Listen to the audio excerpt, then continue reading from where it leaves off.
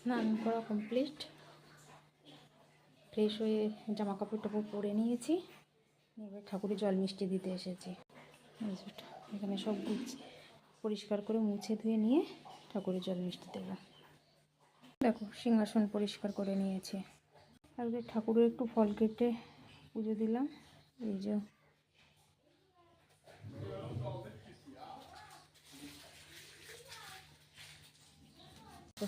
ঠাকুরের জল মিষ্টি দিয়ে আলু ভাজা কুটে নিয়ে আলু ভাজছি।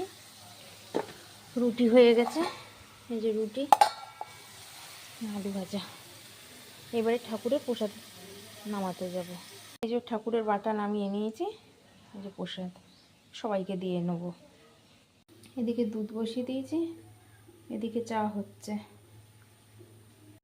রান্না করে ঘরে চলে এসেছি, জামা কাপড় গোছাবো, এগুলো ভাঁজ করে নেব।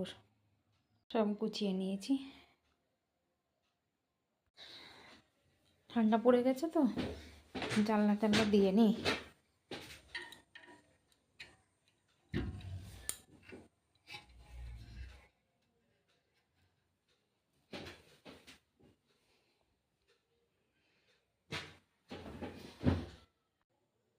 তাহলে একটু বিশ্রাম নিয়ে নিই।